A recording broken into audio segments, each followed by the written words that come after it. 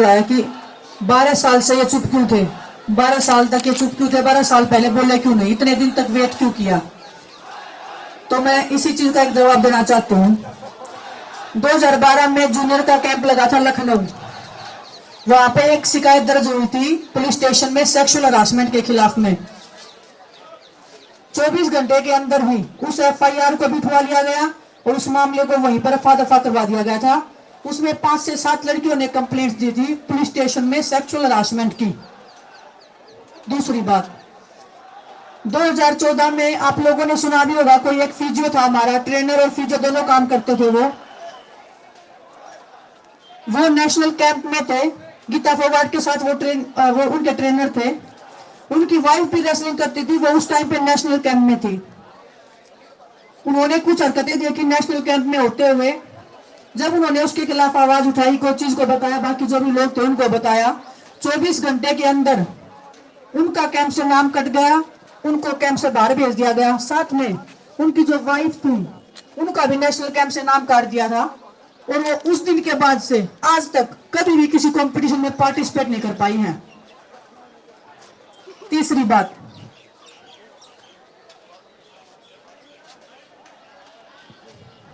अभी जब हम जंतर मंतर पे बैठे थे उससे पहले सरकार के एक अधिकारी से हम मिले थे। जंतर मंतर पे बैठने से 3-4 महीने पहले की बात है। हमने उनको हर एक बात बताई थी कि कैसे लड़कियों के साथ में सेक्सुअल हरासमेंट हो रहा है, कैसे लड़कियों को दुखी किया जा रहा है, मेंटली टॉर्चर किया जा रहा है, हर लेवल पे लड़की मतलब खिलाड़ियों को इतना परेशान किया जा रहा है कि खिलाड़ी कुछ भी करने को रेडी है अपनी लाइफ के साथ में। जब हमने 3-4 महीने वेट कर लिया, उसके बाद कुछ भी नहीं हुआ। फिर हम जंतर मंतर पे आए। जब हम गवर्नमेंट से बात करने के लिए, खेल मंत्री जी से बात करने के लिए गए, लास्ट दिन जब हमने धरना खत्म किया था, सभी खिलाड़ी अंदर गए थे, खेल मंत्री जी के सामने सारी बातें बताई थी। सभी लड़कियों ने सेक्सुअल हरासमेंट के ऊपर बातें बताई थी, अपने अपने इंसिडेंट शेयर किए थे।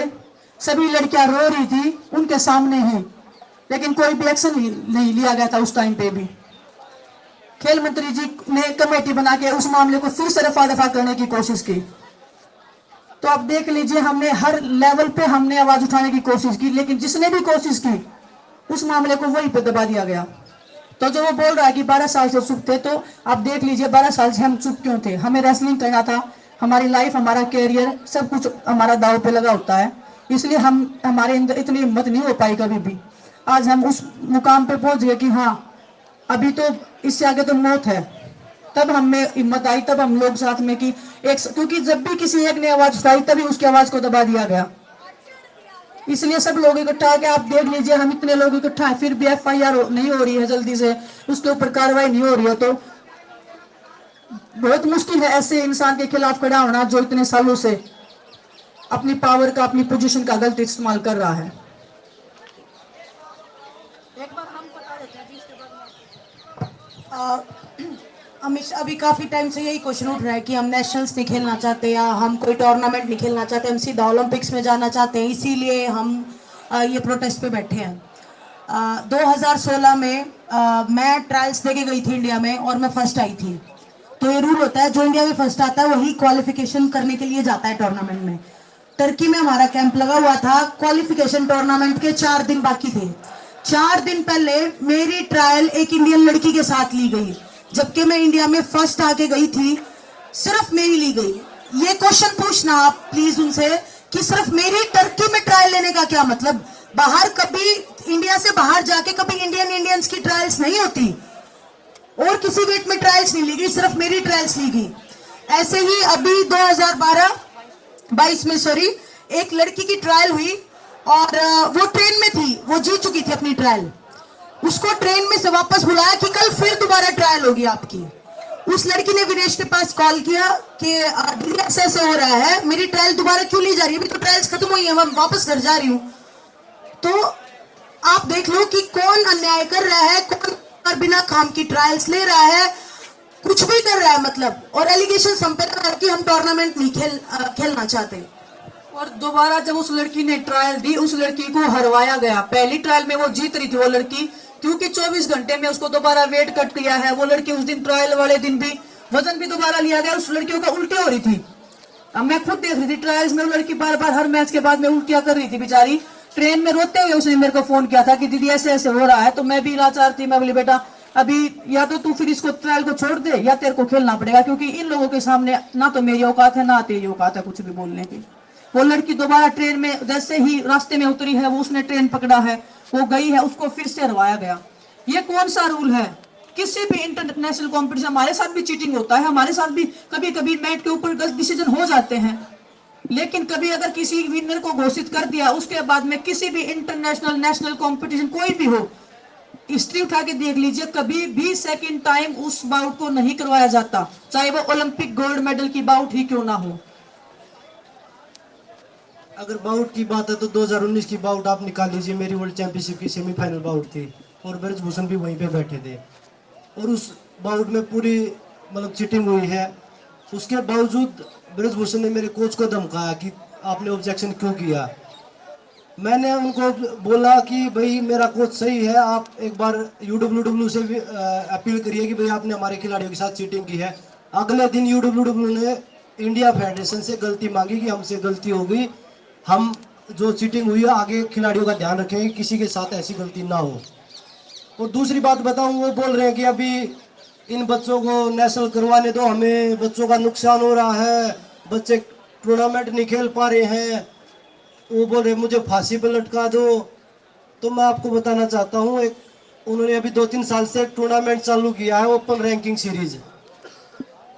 ओपन रैंकिंग सीरीज का उन्होंने एक बच्चे के साथ 1025 रुपये उसका चार्ज है। उसमें अगर आप पार्टिसिपेट करोगे तो आपको 1025 रुपये देने पड़ेंगे। और उसके बावजूद बच्चा खुद ट्रेन की टिकट करवाता है या वो फ्लाइट में जाता है, खुद होटल का करता है, खुद खाने का करता है, बच्चों को कोई सुविधा नहीं मिलती। और वो मैं उनसे पूछना चाहता हूँ कि वो पैसे जाते कहाँ जो बच्चे देते हैं। एक वजन में 200-200 बच्चे लड़ते हैं, तो 30 वजन है हमारे, 10 लड़कियों के, 10 ग्रीको रोमन के और 10 फ्री स्टाइल के। तो वो पैसे जाते कहाँ जब बच्चे खुद ही रहते हैं, अपने होटल बुक खुद कराते हैं, वो खाते भी खुद हैं वो, और उसके बाद वो टूर्नामेंट खेल के उधर वापस आते, उस मेडल का कोई फायदा भी नहीं मिलता उन्हें। और रही बात बोला ओलंपिक के रूल बनाए थे हमने इसलिए खिलाड़ी प्रदर्शन कर रहे हैं, पहले तो ये रूल के खिलाफ है ही नहीं, ये तो सेक्सुअल हरासमेंट के खिलाफ है। और रूल की अगर मैं बताऊं आपको तो उन्होंने रूल बनाया है ओलंपिक के लिए कि जो खिलाड़ी ओलंपिक के लिए क्वालिफाई करके आएगा तो फेडरेशन का अगर मन करेगा ना तो उसकी ट्रायल होंगी, बाकी सबकी ट्रायल नहीं होंगी। तो ये तो उनके मन मर्जी के रूल होंगे ना, ये एक क्लियर रूल कहा हुआ है कि भाई सभी की ट्रायल होंगी। अगर 5 खिलाड़ी क्वालिफाई करके आते तो 5 की ट्रायल होगी। उन्होंने तो ये बोल दिया कि जिस फेडरेशन का मन करेगा ना कि भाई बजरंग की ट्रायल नहीं होनी चाहिए, बाकी चारों की ट्रायल होनी चाहिए, तो 4 की ट्रायल होगी, बजरंग की ट्रायल नहीं होगी। ये उनके न्याय के रूल है जो वो सवाल कर रहे हैं। और ये उनकी वेबसाइट पे अवेलेबल है आज भी, अगर आप चेक करना चाहो तो आप निकाल लीजिएगा, हमारे पास भी अगर आप मांगोगे तो हम दे देंगे। ये उन्होंने बाकायदा वेबसाइट पे डाला हुआ है कि ऐसे रूल है।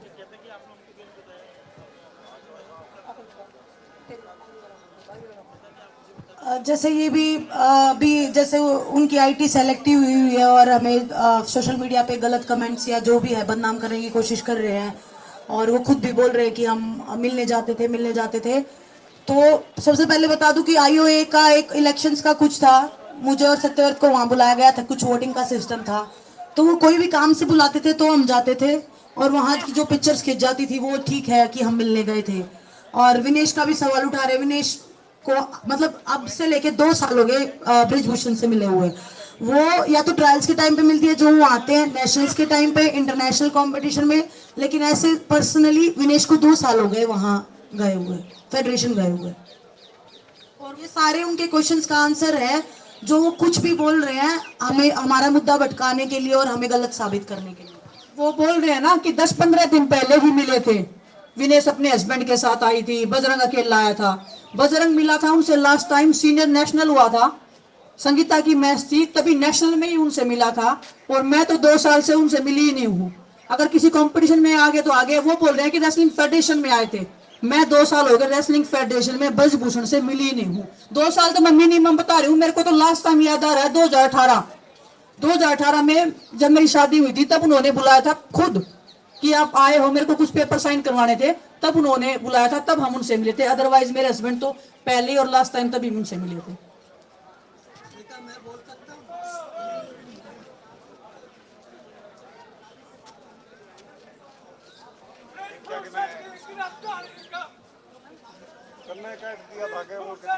देखिए सर, वो जो अभी हथकंडे अपना रहे हैं, लड़कियों को बदनाम करने के, कुछ भी बातें बोल रहे हैं, उनकी आईटी सेल भी कुछ भी अनाप शनाप करी। अभी भी हमारे पास में एक पिक्चर है जो मूव करके किसी को भी वहां पे खड़ा किया गया, देखो कि ये लड़की आई है, और वो उनका नाम है श्रीकांत त्रिपाठी। वो ट्विटर पे है, ये जहां से भी हमें कोई मतलब नहीं है, लेकिन इस आदमी ने ट्वीट किया है, तो वो हर तरीके से बदनाम करने की कोशिश कर रहे हैं। इससे आप एक चीज का अंदाजा लगा सकते हो कि महिलाओं के प्रति उनके मन में कितना सम्मान है। सुप्रीम कोर्ट ने भी बोल दिया है कि जो भी कंप्लेंट्स थी उनका नाम ओपनली नहीं लिया जाएगा या नहीं उजागर हो सकता। ना हमने अपनी तरफ से एक भी नाम बताया है कौन कंप्लेंट्स है, किसका नाम है। वो बंदा किसी भी लड़की का नाम लेके कुछ भी बोल रहा है तो उससे उसकी मानसिकता दिख रही है कि महिलाओं के प्रति उसके मन में कितना आदर और कितना सम्मान है। उसकी छोटी सोच वो दिखाई दे रही है सबको। आप लोगों के और क्वेश्चन हो तो बता दो, नहीं तो खत्म करेंगे। हाँ, एक और बात, बिल्कुल बिल्कुल बिल्कुल जी, बिल्कुल इस चीज का भी जवाब। अभी हम दिल्ली पुलिस का हम बार बार कर रहे हैं कि हमें विश्वास नहीं है। 6 दिन बाद कंप्लेंट्स दिल्ली पुलिस ने की थी, अभी भी दिल्ली पुलिस लड़कियों के बयान दर्ज नहीं करी है। हर वो तरीके अपना रही है, बहाने करी है, कभी किसी को बीमार करी है। आज तो पूरे दिन से जवाब ही नहीं दे रहे हैं कि कब वो बयान दर्ज करेंगे और वो सब। तो दिल्ली पुलिस बिल्कुल अभी भी कोशिश करी है कि ये मामला जितना डिले हो सकता है, जितना इन खिलाड़ियों को तोड़ा जा सकता है, मेंटली या फिजिकली जो भी हम ब्रेक कर सकते हैं, या लड़कियों को तोड़ सकते हैं पैसे से, पावर से, पोजीशन का इस्तेमाल करके, तो वो हर इतना टाइम उसको दे रही है कि वो अपना बचाव कर सके या हम पे दबाव बना सके, किसी भी खिलाड़ी पर दबाव बना के पीछे हटा सके। तो दिल्ली पुलिस का वही है कि वो अपना काम नहीं कर रही है। अभी भी हम सुप्रीम कोर्ट के ही आसरे हैं कि सुप्रीम कोर्ट शायद हमें इंसाफ दिलाए, शायद हम जिस चीज की लड़ाई लड़ रहे हैं, जिस मान सम्मान की लड़ाई लड़ रहे हैं, वो हमें मिले। तो हाँ, एक और आज इंडिया टीवी से कोई उनका वो पूछ रहे थे, उन्होंने सवाल पूछा तो इतने बौखला गए, इतना पागलों की तरह बिहेव कर रहे हैं, बहुत सारी गंदी बातें वो नेशनल टेलीविजन पे बोल रहे हैं। जो एक सभ्य व्यक्ति, जो एक सभ्य समाज से आता है, उसके मुंह से ऐसी बातें बोलना, तो आप समझ लीजिए उसकी मानसिकता किस लेवल पे उसकी मानसिकता है। जो नेशनल टेलीविजन पे 140 करोड़ देशवासियों के सामने ऐसी भाषा का प्रयोग कर सकता है, वो आदमी बंद कमरे में लड़कियों के साथ में कितना, किस लेवल तक करता होगा, आप अंदाजा लगा सकते हो बस।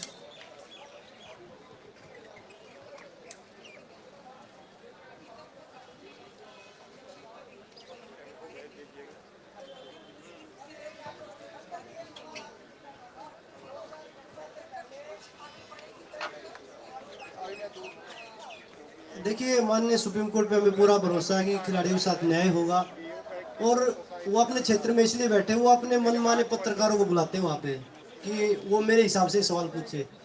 जैसे आज बता रहे NDTV का था, एक इंडिया टीवी था, तो उनके शो से वो छोड़ के भाग गए क्योंकि उन्होंने सच्चाई के साथ सवाल पूछे। तो मैं मीडिया के माध्यम से भी यही बोलूँगा कि वो दिल्ली में आके प्रेस कॉन्फ्रेंस करें और सभी मीडिया कर्मी उनसे, जैसे इंडिया टीवी ने सवाल पूछे हैं, ऐसे ही आप पूछिए। सच्चाई का सामना थोड़े समय तक वो झूठ बोल सकते हैं, बार बार में वो झूठ नहीं बोल पाएंगे। वो बोल रहे हैं ना कि खिलाड़ी बार बार में अपनी चीजें बदल रहे हैं, तो खिलाड़ी तो और भी बहुत सारे आएंगे। और वो बोल रहे थे ना कि भाई पहलवान नहीं है तो 4 पहलवान है। पहलवान यहाँ बहुत है, सारे पहलवान एक साथ खड़े हैं। हम नहीं चाहते कि कोई भी खिलाड़ी की ट्रेनिंग खराब हो, क्योंकि सामने एशियन गेम्स है, ओलंपिक क्वालिफाई है। उनका मकसद ये नहीं कि मैं फांसी पर लटक जाऊंगा और कंपटीशन उड़े दो, ये वो चीजें नहीं है।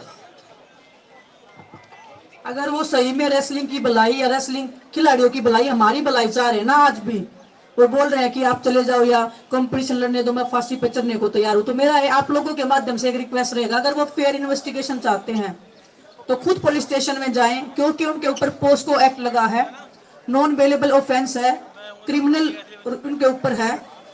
खुद पुलिस स्टेशन में जाए कि प्लीज मुझे गिरफ्तार करो, गिरफ्तार करने के बाद में इंटेरोगेशन कीजिए। अगर उसमें कुछ भी नहीं निकलता है तो हम दोषी, लेकिन अगर वो चाहते हैं कि फेयर इन्वेस्टिगेशन करें और वो हर तरीके से सहयोग देना चाहते हैं, तो हमारे माध्यम से ये एक सहयोग वो देना चाहते हैं तो दे सकते हैं। उसके बाद में जो भी सच और झूठ निकल के आएगा वो तो पूरे देश के सामने ही होगा। लेकिन ये स्टार्टिंग से हमारी ये मांग है, हम हर दिन मांग नहीं बदल रहे हैं। फर्स्ट डे से हम यही बोल रहे हैं कि एफआईआर हो, पहले एफआईआर हो, उसके बाद में उनको गिरफ्तार करके इंटेरोगेशन की जाए, उसके बाद में सुप्रीम कोर्ट माननीय जो भी आदेश देगा, जो भी उनकी आगे की कार्रवाई होगी तो वो हमको मान्य होगी। धन्यवाद।